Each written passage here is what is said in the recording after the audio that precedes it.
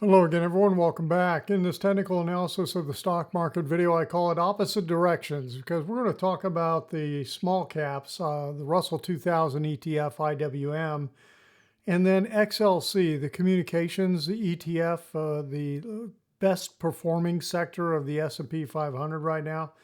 And they are moving in opposite directions. So we're going to focus on that this weekend. But first of all, we're going to start off here with the side-by-side view. And before I forget to mention, I just want to wish everyone out there a happy Easter or happy Passover or Ramadan, whatever you are celebrating this weekend.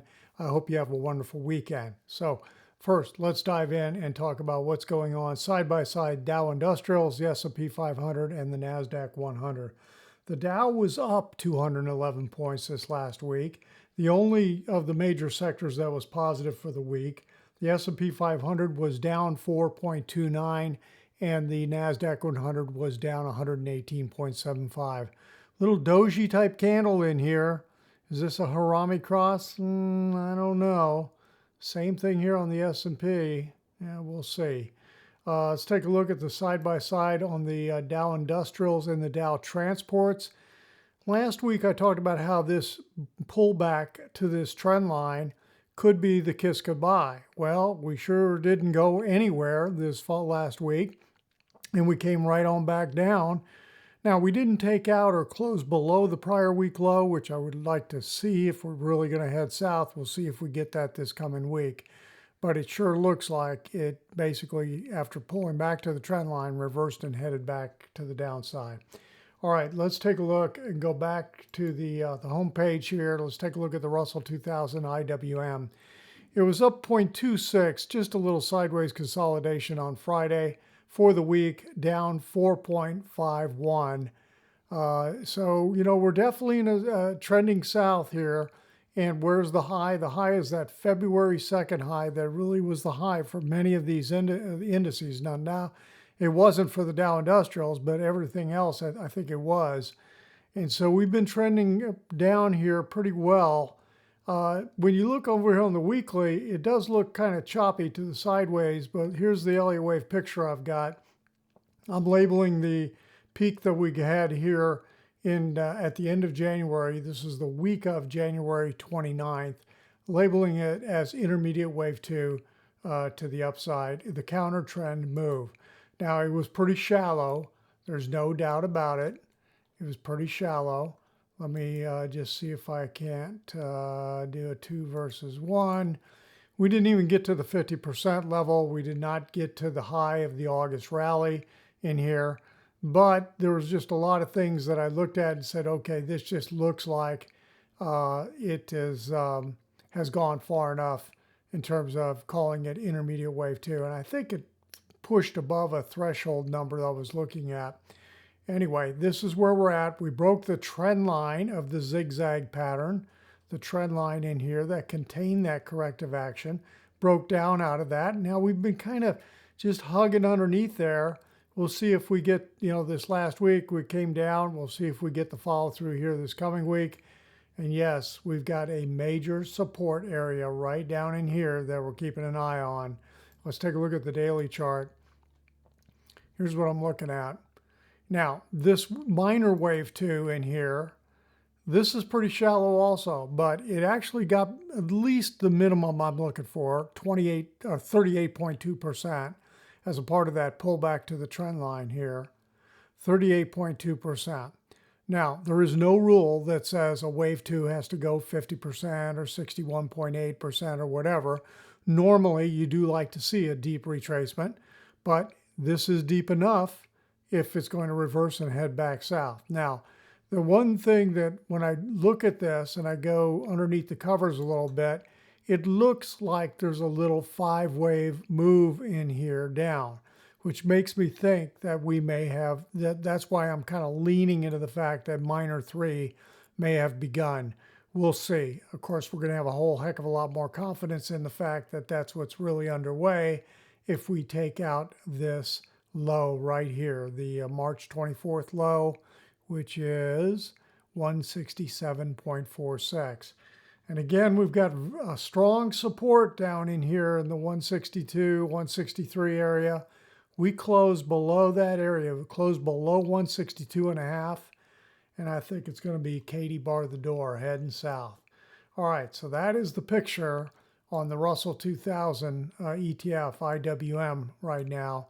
It's definitely been trending down, and it continues to move in that direction. Now, let's take a look at XLC.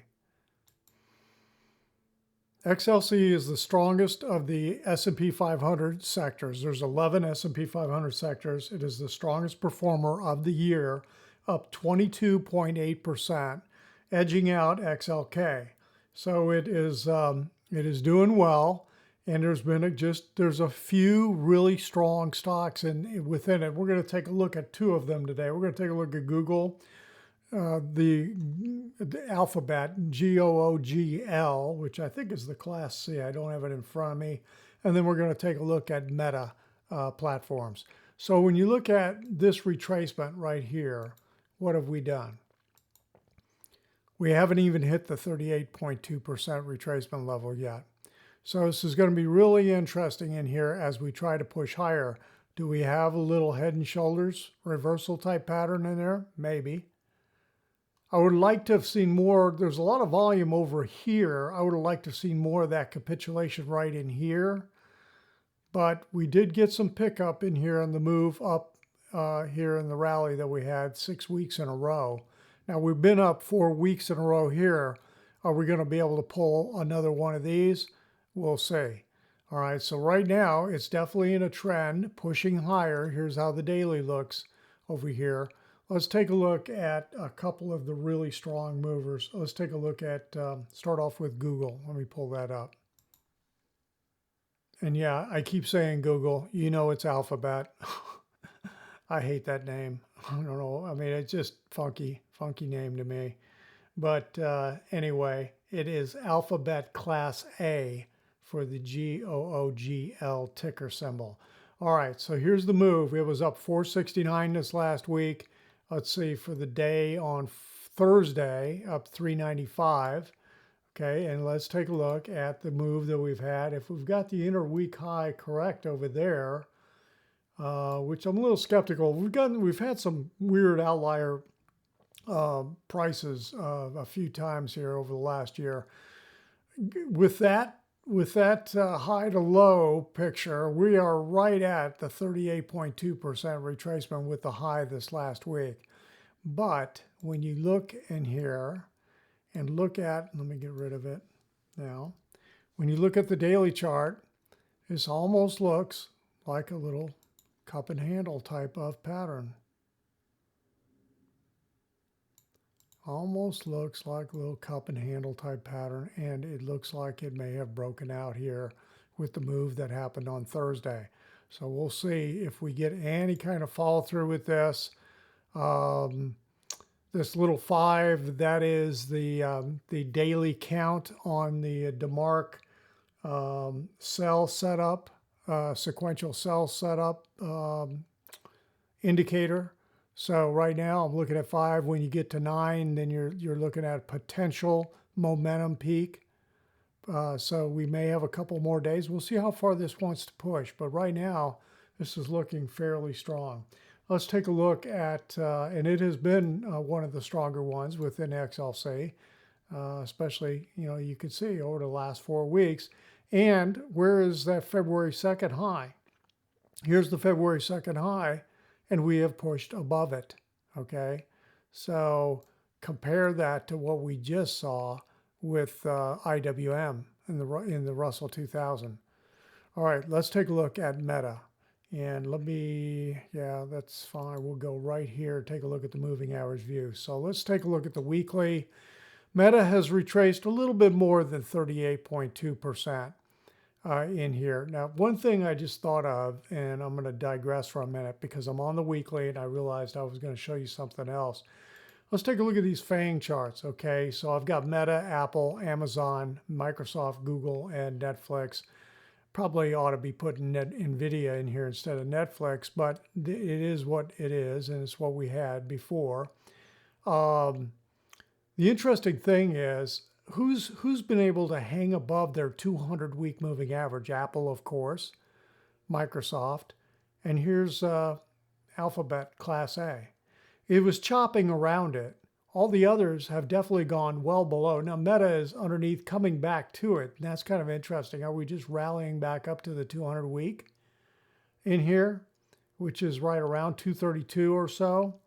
And then, Google in here, it's just oscillating around it, it seems like.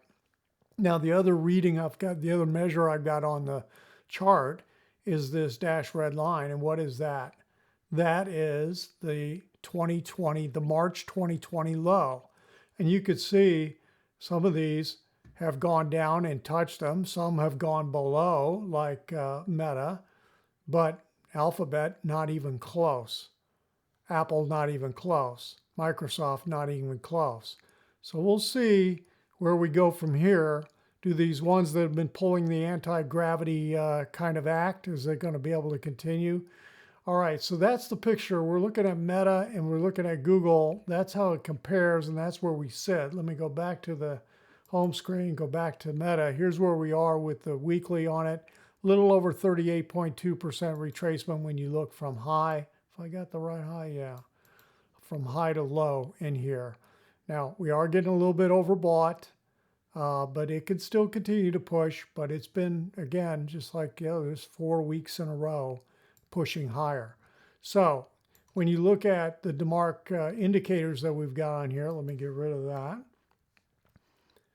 We've had several. Well, we had a beautiful buy countdown that completed right here on October 31st. It hit that 13th day, and boy, that was a beautiful setup. It turned, but then we've had a few of these sell setups that basically failed. Look at 1, 2, then we got a buy setup right in here. Now we're getting another sell setup in here and the little diamond up here is DeMark's call for what they call perfection. So this is sell setup perfection, buy setup perfection. That's how I've got it labeled with the little diamond head up top here. So we'll see whether or not this is going to hold. We're definitely getting a lot of divergence on the indicators. When you look at DeMark's sell setup and buy setups, it usually where you're trying to measure some kind of momentum exhaustion. When you go to the 13, you're looking at some kind of trend exhaustion. So we'll see whether or not this momentum has peaked here on Meta and we want to roll over and break down. So far, it really hasn't done it yet. It really hasn't rolled over just yet, but I'm keeping an eye on it. Okay, that's it for today. If you felt like the video was helpful, give it a thumbs up. If you're not a subscriber to the channel, hit that little subscriber button. And if you'd like more of this information on a regular basis, head on over to joehenches.net.